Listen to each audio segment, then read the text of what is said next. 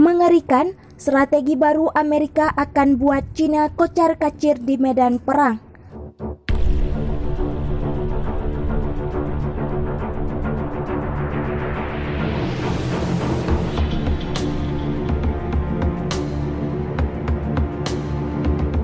Washington, Amerika Serikat telah mengumumkan strategi baru untuk mengintegrasikan pasukan maritimnya, termasuk penjaga pantainya, untuk melawan kehadiran Cina yang semakin meningkat di Laut Cina Selatan. Dalam strategi perang maritim Amerika yang baru untuk dekade berikutnya, Angkatan Laut Amerika Serikat, Korps Marinir dan penjaga pantai telah bersama-sama berjanji untuk membangun kekuatan angkatan laut semua domain yang terintegrasi dan menyerukan untuk memperkuat aliansi maritim. Mereka menyebut Cina ancaman strategis jangka panjang yang paling mendesak.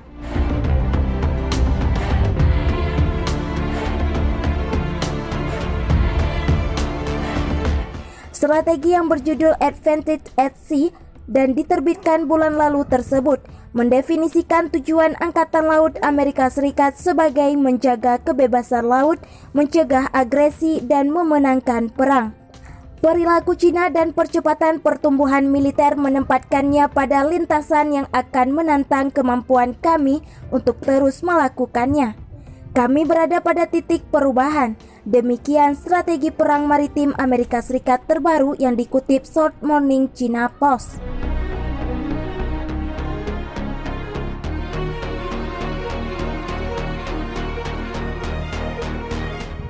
Strategi maritim Amerika Serikat ini adalah yang pertama sejak 2015 dan datang pada saat Cina dan Amerika Serikat meningkatkan aktivitas zona abu-abu untuk memproyeksikan kekuatan di bawah ambang batas yang dapat mendorong respon militer konvensional. Pemerintah Cina mengklaim hampir 90% Laut Cina Selatan yang kaya sumber daya berdasarkan apa yang mereka sebut 9 garis putus-putus yang telah mendapat pantangan keras dari tetangganya termasuk Vietnam, Filipina, Brunei, dan Malaysia.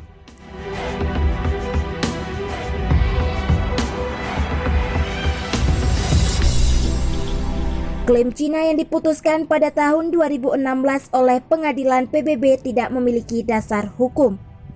Jalur laut yang tersibuk di kawasan ini juga menjadi titik api potensial antara Cina dan Amerika Serikat, mengingat lokasi geostrategisnya.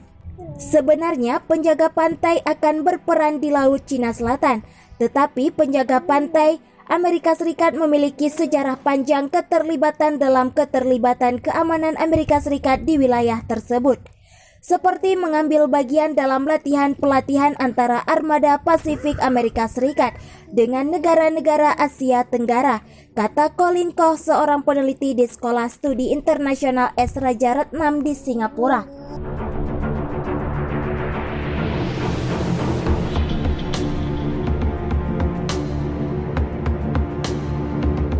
Strategi maritim 3 layanan baru ini pada dasarnya mengabadikan kebiasaan yang sudah ada sebelumnya, yakni kerjasama dan koordinasi, dan berfungsi sebagai kerangka kerja panduan tentang bagaimana pasukan maritim Amerika Serikat ini bekerja sama dan mengumpulkan kekuatan mereka untuk melawan aktivitas maritim Cina, katanya. Derek Grossman, analis pertahanan senior di Lembaga Pemikir Amerika Serikat, Rand Corporation, mengatakan Amerika Serikat mungkin dapat secara lebih efektif mencegah aktivitas Cina dengan cara ini. Meskipun juga dapat dibayangkan bahwa Cina akan meningkatkan konflik dengan membawa Angkatan Laut Tentara Pembebasan Rakyat Cina.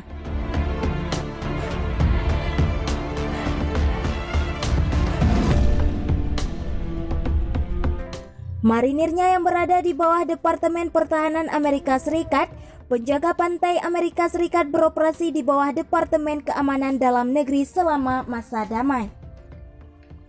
Amerika Serikat berupaya memperluas perjanjian pengiriman kapal ke negara-negara di Asia Tenggara untuk memberinya akses yang sah ke perairan Laut Cina Selatan yang disengketakan. Berdasarkan perjanjian tersebut, petugas patroli suatu negara diizinkan untuk menaiki kapal atau pesawat penegak hukum milik penjaga pantai Amerika Serikat saat mereka berpatroli, di mana petugas patroli dapat mengizinkan yang terakhir untuk mengambil tindakan atas nama mereka.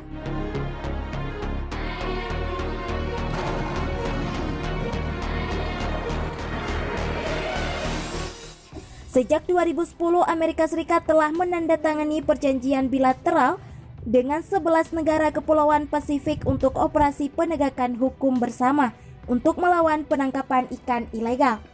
Pendekatan baru penjaga pantai Amerika Serikat untuk campur tangan dalam urusan Laut Cina Selatan di bawah nama Kerjasama Penegakan Hukum Perikanan untuk melindungi dari aktivitas Cina di Laut Cina Selatan mungkin masih menjadi pilihan penting dari kebijakan Laut Cina Selatan untuk masa depan, ujar Yan Yan, Direktur Pusat Penelitian Hukum dan Kebijakan Laut di Institut Nasional Kajian Laut Cina Selatan.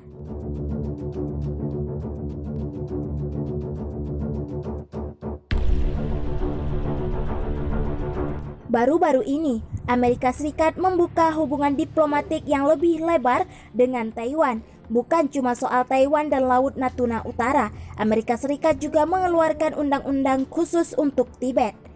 Dikutip pikiranrakyat.com dari Express, Amerika Serikat baru saja menaikkan Undang-Undang Dukungan dan Kebijakan untuk Tibet alias TPSA.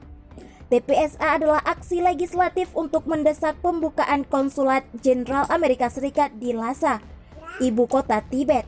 Undang-undang yang disahkan anggota DPR dan Kongres Amerika Serikat itu juga menjadi dasar dukungan terhadap Dalai Lama, pemimpin agama Buddha di Tibet.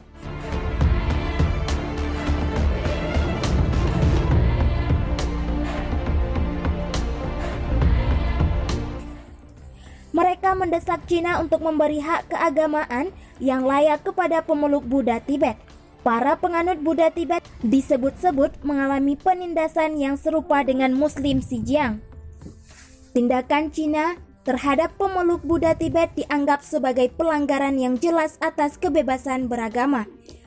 Cina kesal mendengar undang-undang TPSA yang dianggap agresif itu dan mengeluarkan pernyataan keras kepada Amerika Serikat.